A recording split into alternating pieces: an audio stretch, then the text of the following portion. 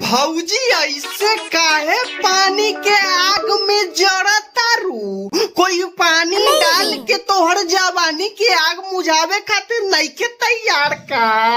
सही पकड़े हैं।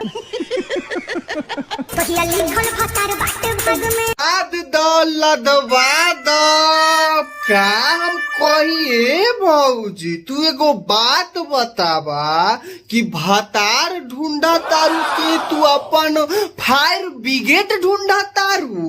कहा ना तो लाइन में लगवा देबू। कैमरामैन तू का सोचता रे?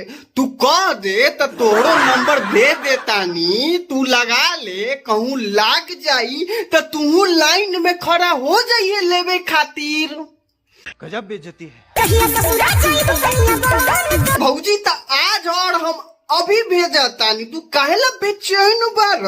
ए सुलेशन जो तनका भौजी के नैहर से लेके आता। हिंदुस्तान में जब तक सलीमा है लोग चूतिया बनते रहेंगे। हर हर हर महादेव।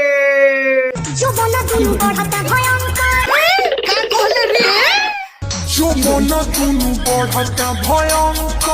तोरा बहनी के रहरी के डरार पर छुट्टा सार से 61-62 के प्रैक्टिस में ले जाऊं। शंकर जी का करियन तोड़ा भरा, तोहर अगर दुनू जोबन बढ़ता अपन दुनू फूलकोबी के मुंह से और हाथ से कम रगड़वाइल कर, न तो मजा भी चाहिए और कोबी भी चाहिए और ओबी भी चाहिए, सब कुछ तोड़े चाहिए। भौजी ना हो सकेला। ये बड़ी अच्छी बात कही है।